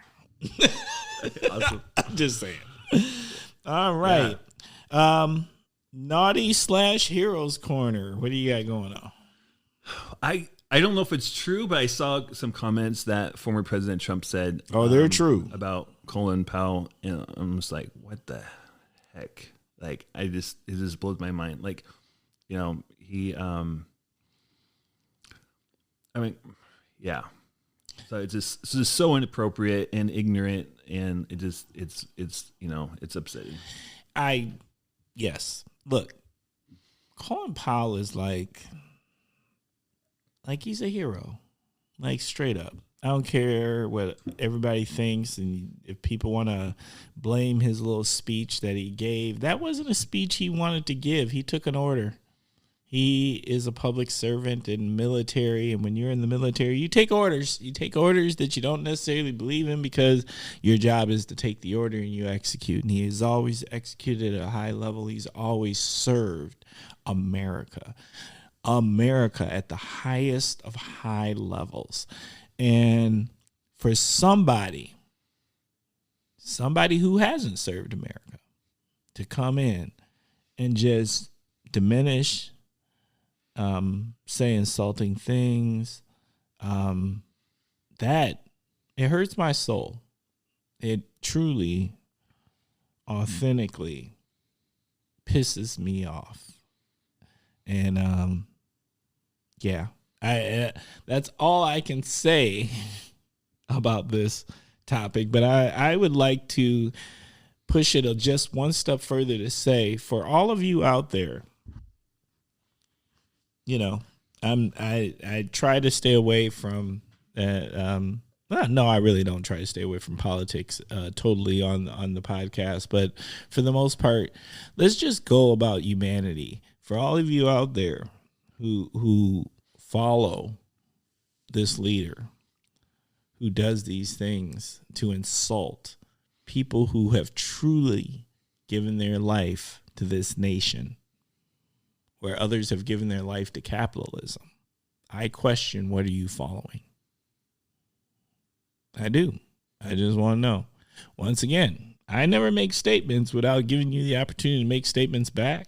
So if you'd like to say something about that, you got another view that you would like to argue against, you can send your opinions to askthekosh@gmail.com. Once again, that is askthekosh@gmail.com. But yeah, this one hit different to me. Like, I didn't like how he did John McCain. I definitely am appalled by how he did Colin Powell. So I'm glad you brought it up. Yeah, I don't know if there's anything we can do, but just ignore, No, I don't want to ignore. Bury it. Like, you just ignore. I mean, so there's old proverbs, there's old wisdom quotes talk about, it's better just to ignore a fool. Like, sometimes, but it's good to talk about it, like, to call him out. Like, no, to say no, to stand up for justice. No, what you're saying is wrong. It's ignorant. It's foolish. It's inappropriate. It's hateful. And we don't stand for that. But then, like, I don't want to give you any more news coverage on it either, because that's true. Because he knows how to. Yeah, I don't want to give it. He's a number one. He's a marketer. he's gifted at that. A marketer. That's why the biggest marketing companies in the world have cut him off. Facebook, Google, Twitter. They just cut him off. Nope, you don't get a Facebook. Well, that's true. A lot of people don't think of it that way, but maybe maybe that's something to be said, is that the fact that the biggest marketing opportunities have said, no, you've done too much. So sometimes maybe we need to actually listen to that. All right, I'm letting that go because that hit the soul. All right. Topic of the week. And we've been talking about it throughout this entire episode, but I don't think we done. At least I don't think you done. Right? The Fox Valley comedy scene. As you know, every week our guest gets the opportunity to pick the topic of the week. And this week, Kyle has chosen the Fox Valley comedy scene, which I am super excited about. And now that we've had this conversation, Kyle, I need tickets. Right? I need to see these people. I need to giggle more. And for the rest of you out there listening to Kosh Land, there is nothing more healing for the soul. We've been through things this pandemic, and let's laugh together. So Kyle, what you got to share with us? Yeah, the Fox Valley comedy scene has been growing, the last, I'd say maybe, slowly the last maybe like 8 years. So there's been some open mics, at Skyline Comedy Club, and then a few of the comedians started open mics, in the Fox cities at some bars, and different venues, and comedians have been growing, and then they're getting more opportunities to get booked by clubs and other shows in Milwaukee, Madison, and then into Chicago, and then across the nation. A lot of people don't know there's some working professional comedians in that grew up in Appleton, started in Appleton, and now, like Mike Merrifield, he regularly, headlines clubs in Las Vegas and all over the United States. So there was another club that tried to start, Comedy Quarter, the old owners of Skyline. They had a falling out. One dude left, started Comedy Quarter. That lasted for a few years, and then that went bankrupt. But there's a scene that there's a lot of right now. There's a lot of local comedy at different venues. So, and my business does that. We'll bring a comedy show to a venue, and I love to work with craft breweries. Like I said, I love craft beer, so it just makes a lot of sense as craft breweries. Wait, can I just ask a question real quick? So, the venues, are you only doing breweries? No, we're doing time theater, and I've done other stuff, but I like working with the breweries, and that's where Big Open Door is right now for ongoing shows. So we have ongoing shows all the time, every 4 weeks at 3 breweries, and then we do some special events at the Time Theater, and I can produce a show in any venue. Like I've done some corporate events, some bigger companies. So real? Yeah. Oh. They have a get together for their employees or a special thing, and they want a comedian to come in and make everybody laugh. So I'll book them, and book a comedian to go to them. And that's not my favorite. Why? Corporate world is not easy to deal with. They have a lot of expectations, and Bruh. It's true. I hate to admit it, but it's so true. Yeah, it's not my style. I started building out part of my business. Like, this is where we're going to expand. On my website, but hire a comedian and I put the minimal fee, like $100 less than the other person in the area will book a corporate comedy show for you just to kind of get my foot in the door. And I'll do it as, I'll consider it, but I'm not advertising that I'm going to do it anymore. Like I got, I like other things better. So, it's, and I'm not doing it about the money either. Like it really, the whole business, I don't profit, right now. The company's been in the black since day one. Like we've, even through 2020, we made money. That's something to be proud of. But and that's just keeping my expenses low. Okay. When we make money, right, I buy a better microphone, better mic stand, better speakers, right, better lights. I get that. Build up the website, get merch. So marketing was so hard during the pandemic. So that's why there's some things, two things I started doing that I didn't used to do. Podcast. So I used to get asked by this one guy to do his podcast all the time, and I'm like, dude, interview the comedians. Here's 3 comedians that I recommend. They're hilarious. They're entertaining. They like being, in front of the mic. Like they're used to it. Like I'm not funny. Like I'm behind the scenes kind of guy. I do everything else. Right. I take out the garbage. I do the website, do the marketing, do the advertising, do social media. Negotiate with the venue. I get there 4 hours early. I set up the lights. I set up the table. Set up the chair. Set up the stage. Set up the microphones, the sound system. Do the light jack. Set up little tea lights on the table. I was like everything. Big as well, whatever. Like so comedians can come in, smooth, get a drink from the bar, go up on stage, have a low, no stress for me. Be supported by me.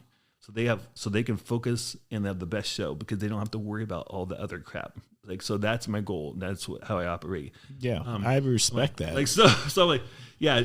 Don't, but then all of a sudden, like, Facebook changed their algorithms. All of a sudden, like I wasn't getting as many, like like even events, even paid advertisements on Facebook wasn't getting as many hits. So it wasn't selling as many tickets, and then COVID and quarantine, everything else. So I'm like, we need exposure. So I started working on just building out like a press release email list. So just getting the right emails to be able to send to news stations and newspapers and radio stations and magazines and podcasts and all of that, and then let them know, send out a press release every so often to let them know what's going on, what shows we got planned, special things, this, that, and the other. And so we do shows, regular shows, but also we do benefit shows. I'm actually talking to some mutual friends of ours, like we want to do a comedy fundraiser for the Down Syndrome Association of Wisconsin. Yeah, we've done a fundraiser for the Boys and Girls Club of Oshkosh. Ooh, and, okay. And some other things. So, so I do more media interviews. So I never would do that. I'd always I always hook them up with the comedian. Right. But now this year I've done like 4 podcasts. Like okay. How have they been going? How do you feel they've been going? Fine, better than I feared. But for me, being slightly more introvert, something like this is better because I know like a camera's not on me, oh no or whatever. No, but other podcasts I did are video podcasts where they're like live streaming, to YouTube and Facebook and whatever. I'm like, Look, I'm gonna tell you right now. Look, let me share a secret that I learned when conversating with Kyle, whether you realize it or not, we are both introverts. So we're both introverts, and we're both like, no camera. that goes a long way. Right. And the other thing I started to do is merchandise. I'm like, I feel like some people get too crazy or it's just too cheesy. I mean, like stupid merchandise, whatever. But I tried to be purposeful about it. Like one T-shirt, if I had I'm going to wear it every day. Like right. If I had a T-shirt that had my business logo on it, and I brought you one, and but also the pint glasses. So I went to one of the breweries, Bare Bones Brewery here in Oshkosh, and said, what if we collaborated on a pint glass? So they got my logo on one side and their logo on the other side. Yeah, no, this is a beautiful, let me just say that Kyle brought me a beautiful pint glass and a hot T-shirt, which I would also share a hot T-shirt with him if I wasn't broke and taking pre-orders on my T-shirts. Yeah. So how do you pre-order a T-shirt? Oh, we'll talk about that. Look, I'm gonna hook you up because that's just how it goes. All right, I'll buy one. Yeah. Hey, and look, for the rest of you Kosh listeners, if you didn't know, we did release the Kosh gear. We got a T-shirt and a hat. The hat's awesome. So, okay.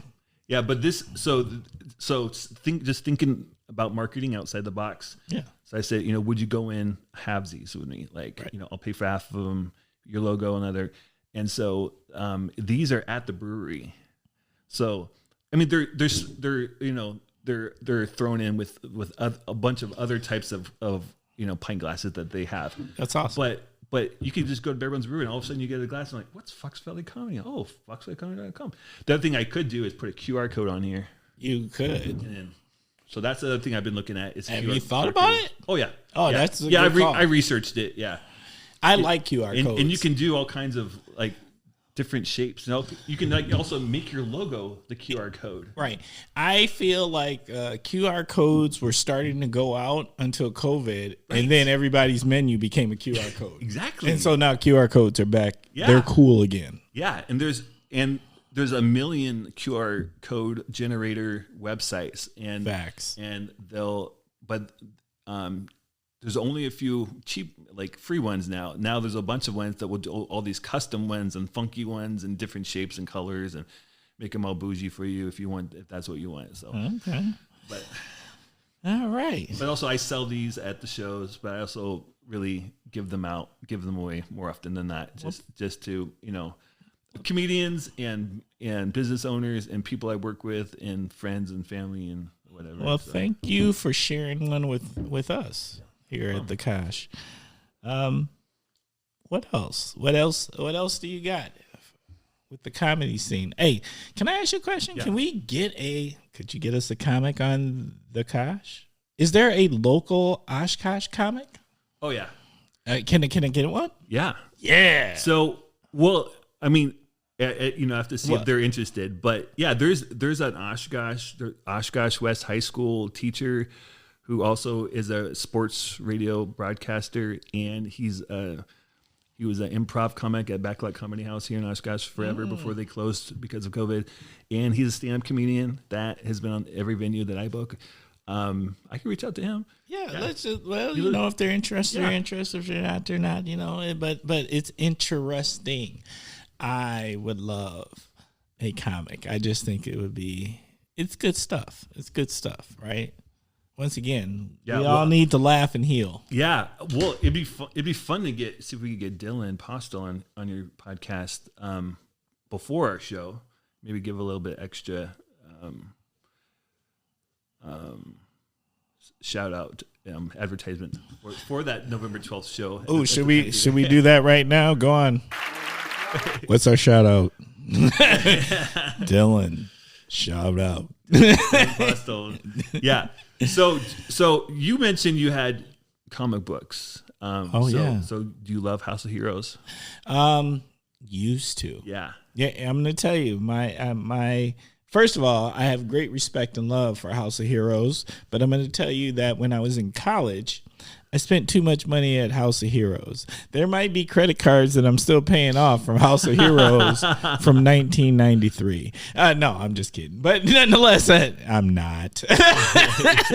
I loved comics. And then, that's one thing that surprises me, that Oshkosh has a comic book store. That's really rare for a town of 60,000. Well, not just that, but it's a quality comic book store. It's actually an amazing, amazing comic book store. The owner, he's a pretty awesome gentleman. I've met him several times in the past. He probably doesn't remember, but nonetheless, back in the day though, I used to have a comic bin. That was the thing. And so, you get a comic bin. I don't know if they still do this, but, when you're a regular, you get your regular issues, and they put them in your bin. And so you get your bin, you go visit your bin, and you pick up your comics every month or couple of weeks or whatever it was. And so, I got a lot of love for House of Heroes, actually. Can we just do a shout-out to them? Because, there's something to be said for comic book collectors out there. Yeah. Yeah, the owner, he'd be a good guess. Because he's always got his finger in other ventures and things like that, too. Yeah, so. The Kosh turns away no participants. If you want to be on the Kosh, you are more than welcome. Reach out at askthekosh@gmail.com. So, you know what? Anything else you want to put in there about Fox Valley Comedy? Yeah, just you can check out us on all the social media outlets: Instagram, TikTok, Facebook, Twitter, Fox Valley Comedy. Ooh, you can't just tell people to reach out. What are those? Are you going to tell them what they are? What is the Twitter? What is the Fox Valley Comedy, at Fox Valley Comedy. At Fox Valley Comedy, okay. Or foxvalleycomedy.com is where you can find all information on all upcoming shows. We have one show that's not advertised yet. I'll probably get it done this weekend. We're gonna do a free show at the Time Theater for the downtown Oshkosh Business Improvement District. They have their first Friday event. So the first Fridays, they ask the downtown businesses to do something special to bring people to the downtown, because it's so important. And that's one thing I love. And I used to be on a bid board for Main Street, Marshfield, back in the day. So I love the business improvement districts that try to help restore in the old storefront buildings and the old really awesome architecture of the old buildings downtown, because all over Wisconsin, same thing. All these downtown storefronts, right? in the 60s and 70s, 50s and 60s, like they went in and they put on these ugly facades over this beautiful brickwork, and now we're tearing that down and restoring the brick and painting and the structural integrity of the buildings so they'll last longer. As part of the history of an area too, it's really important. So I'm booking a free show down there, bringing some comedians in, some local from the area and some from Milwaukee are coming. I got 3 from Milwaukee that are coming up for that show on December 3rd, Friday, first Friday of December. So, so there'll be information on our social media and Facebook about that soon, and the Time Theater's outlets too. I love the work you're doing, Kyle. Thanks. We need that. We need that. That is, I feel like comedy is vital to the community, and to have somebody that's organizing it for the greater good of the entire Fox Cities, that's important work. And I don't know if people get that, but comedy is important work.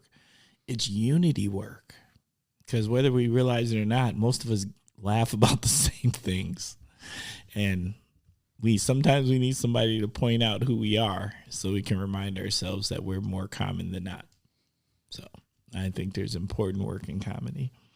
Okay, we're at that part of the show. You know what part of the show that is? We are at the part of the show where I start telling you that, hey, look, we are a work in progress. We are always trying to improve. We are exactly what you listen to. We are authentic. We are organic. We are in my dining room. That is where we record the show. So we are who we are. Please, please, please, we want to hear from you, no matter what it is, whether it's in positive or negative or encouragement or criticism or things to make us better, because that's what we're really looking for. We're constantly looking to become a better show. Please email us at askthekosh@gmail.com. Once again, that is askthekosh@gmail.com. All right. Hey, Kyle. Sure. You know what time it is? Well, no, you stop that. Stop what you're doing right now. I'm going to tell you what time it is. It is my favorite time of the podcast. It is shout out time. We love shout outs. So, Kyle, who you going to shout out? I'm going to shout out the volunteer staff at the Time Theater, downtown Oshkosh. It's completely nonprofit. Every weekend, it's people from the community that just volunteer to run take tickets, make popcorn, sell drinks, set up the movies. Phil Krause is the operations manager, 100% volunteer.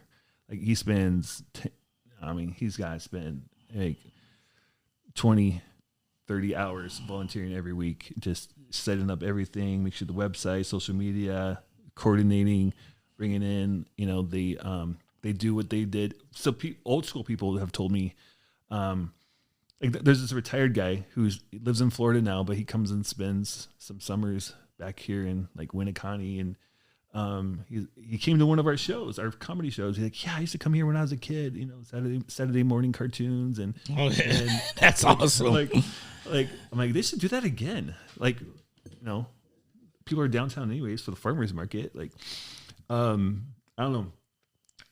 So their main thing is they do, fun, funky, mostly older, because of the price value, because of the price, but fun movies every weekend.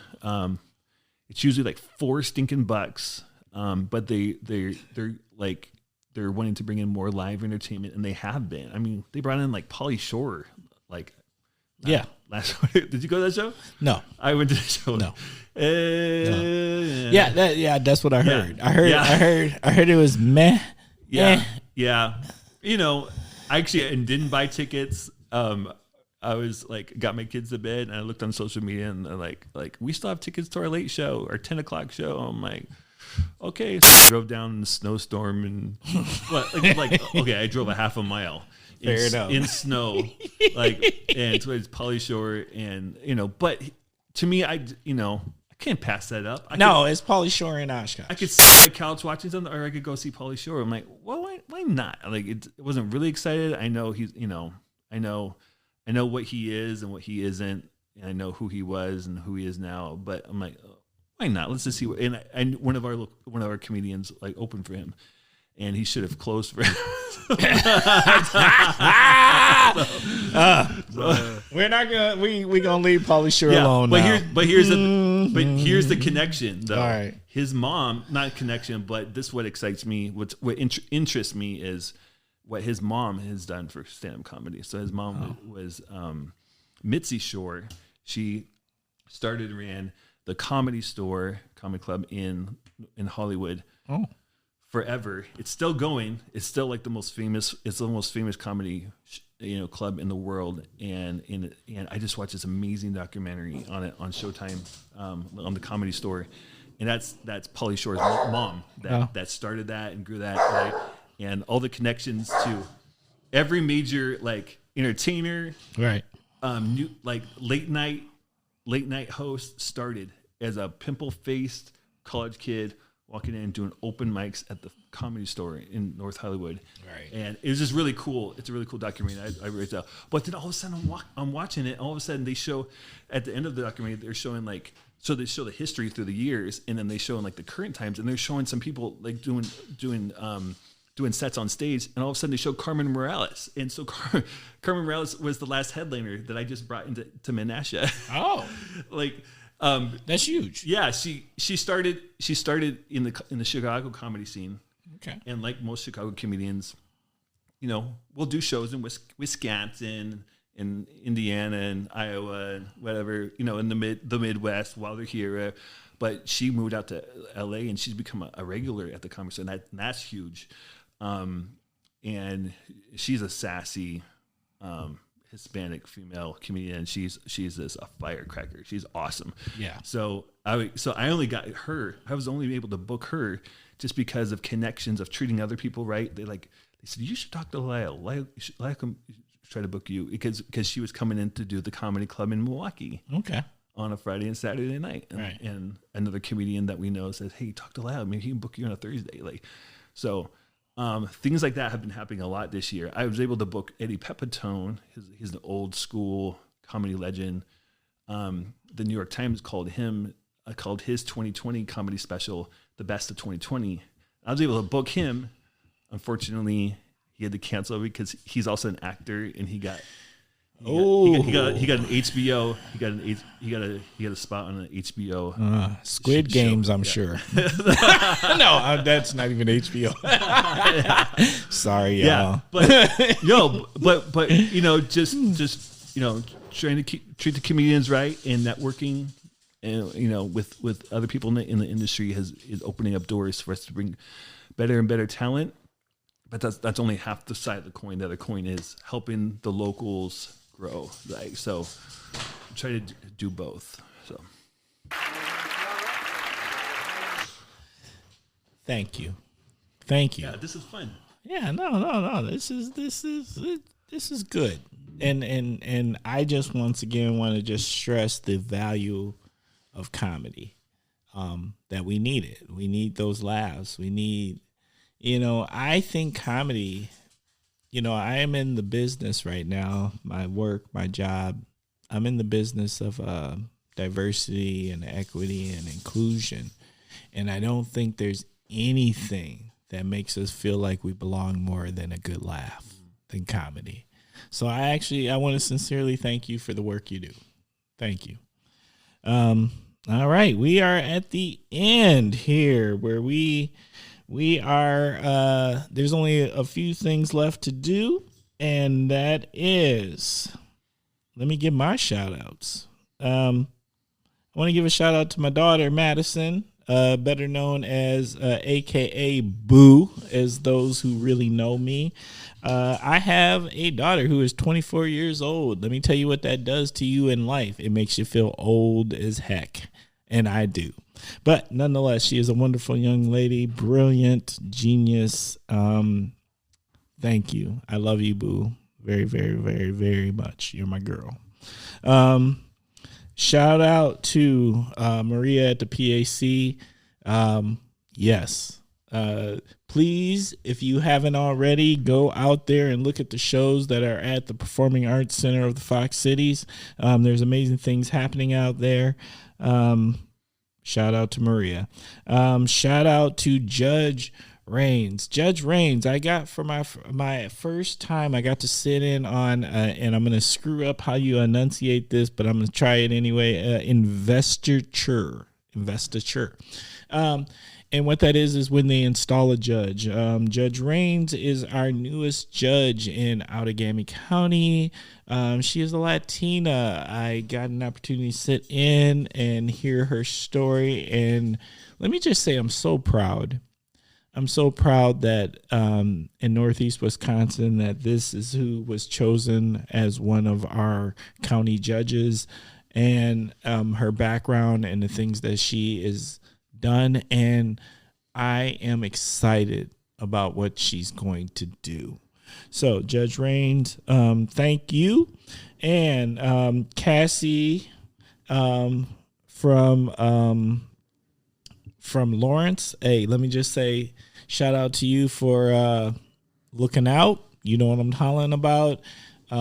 Sometimes you end up in spaces where they're odd spaces for you, and you just don't feel like you fit, and then someone comes along and helps you fit. And so thank you for that. And another shout out to Jennifer at the College of Business at UW Oshkosh. You also, there's nothing better than walking into a space where you know no one, and there's this smiling face that knows you. And then all of a sudden it all feels better. So Jennifer at College of Business, thank you for being that face. I appreciate you. All right. Parting words of wisdom. This is an important part of the show. This is where the guests, our esteemed guests in this case. Yes, Kyle, I called you esteemed. Don't ever do that ever again. I'm going to do it every chance I get. All right. So what is our words of wisdom for this week? Yeah. That's not an easy one to say. I'll just keep it light. I know you're an NBA fan, right? I am a Bucks fan. You're a Bucks fan? Bucks fan. I don't watch nobody else. How long have you been a Bucks fan? Well, I've been a Bucks fan since I was a little kid. How old were you when you went to your first Bucks game? I couldn't tell you that accurately, but what I will tell you this is my first Bucks game was at the Mecca. Oh. So there's been 2 arenas built since then. I was probably, in all honesty, my dad, shout out to Pop. Love you, Pop. Pop took me probably when I was I want to say 6, 7, 8, somewhere around in there. And he took me to the Mecca because the Mecca was different. The Mecca literally had beams where you could get stuck behind a beam where you couldn't even see the game. So, and yes, we bought those tickets once by mistake. But my dad was such a dad that he let me sit in the seat where you could actually see the game. Awesome. And that's a doggone great dad. Right. Awesome.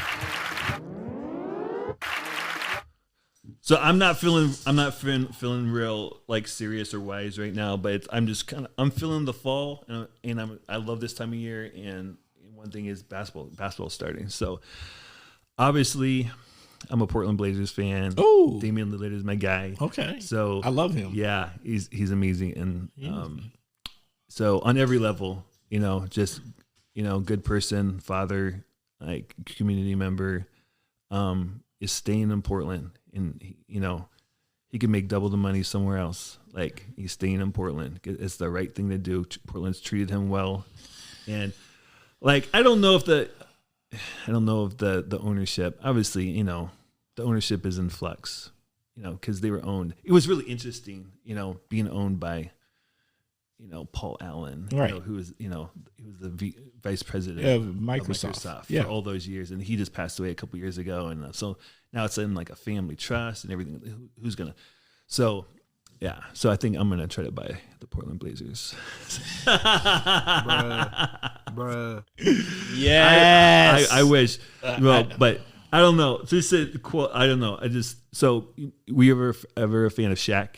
Yes, I love Shaq. Okay, so here's my parting words of wisdom. This is an old. Let's see if you know this or not. This is an old TV commercial. He said, "Don't fake the funk on a nasty dunk." Facts. You know what? Because let's be honest, no one dunked nastier than Shaq. I love that. Okay. That's your words of wisdom. Don't fake the funk on a nasty dunk. I love it. Hey, you know what? I got one more thing out there for the Kosh listeners. I want you to, when you see Kyle, I'm going to give Kyle a gift. And I want you to make sure you ask Kyle what that gift is and message Kyle and say, Kyle, post the gift. The Kosh.